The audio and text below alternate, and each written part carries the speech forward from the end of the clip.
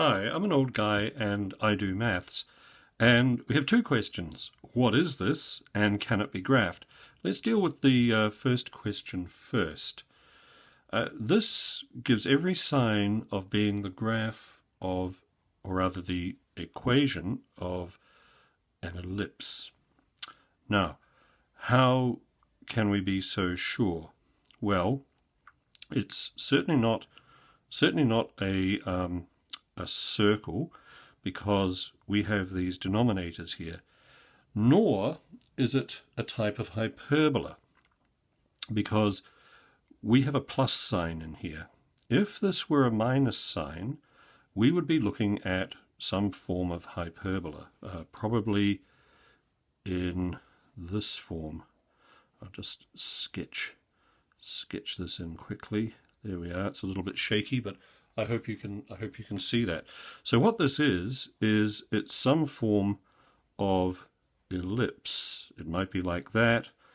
It might be like that. So let's go to work and see what we can do, because there are a series of rules that get applied and allow us to graph this thing. So we can tick off, what is this? It's an ellipse. Can it be graphed? Yes. So what does the graph of it look like? Okay, well, let's start up here. So how do we make this bracket equal 0? We make x equal -2. So I'll just put a little dot there to indicate -2. How do we make this bracket equal 0? We make y equal 3. So our center point for this thing is -2, 3.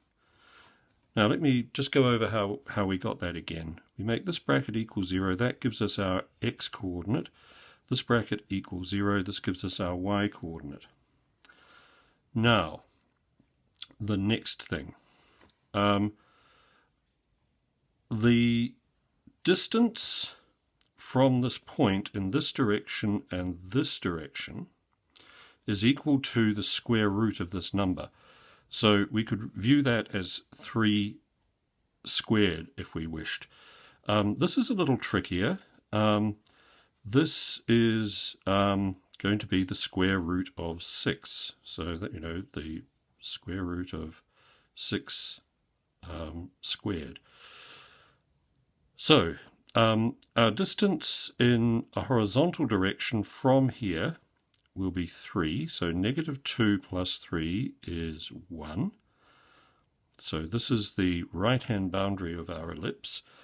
And -2 minus 3 will be over here at -5. So that is +1 and that is -5. And the y-coordinates of these points are both 3. Okay, so that deals with that. Now, what about height? Well, it is the square root of this number plus or minus 3. So what's the square root of 6? Well, it's 2 point something, so it's around about 5 if you add that to 3. So we'll put it about here, but we'll give it its exact value, which is 3 plus root 6. And its x-coordinate is -2. I hope you can see that. My writing is quite small today for some reason. And we can join the dots. Now, I wouldn't swear that this is exactly what it looks like if we put this on a grid and we knew what that value was precisely, 5 point whatever it will be. We get a better idea. Now, 3 minus 2 point something. What we do know is, because the square root of 6 is 2 point something, that if our y-coordinate is 3 here, then this point here is going to be -2, 3 minus root 6. And that has got our ellipse, however badly drawn on this page with exact points of reference at each of its extremities and its center point. So, just to go over the rules again, our center point is found in a fairly unsurprising manner. We make this bracket equal 0, we make this bracket equal 0, so it is -2, +3. The horizontal distance from that point to its right-hand extremity is -2 plus the positive square root of 9, +3, and its left-hand extremity is -2 minus the square root of 9, or the negative square root plus the negative square root of 9, however you want to put that.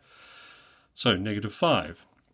Vertical distance, it's going to be the y point here plus the square root of this, the square root of 6. Now the square root of 6, I casually said it's 2 point something. Why is it 2 point something? Because 2 2s are 4 and 3 3s are 9. 6 is somewhere roughly in the middle there, so it's 2 point something, which means that we can comfortably say that this point here will not touch the x-axis because 3 minus the square root of 6 is going to be a positive number. Okay, well, I hope you found that interesting. If you did, please like and subscribe, and I will see you next time. Bye.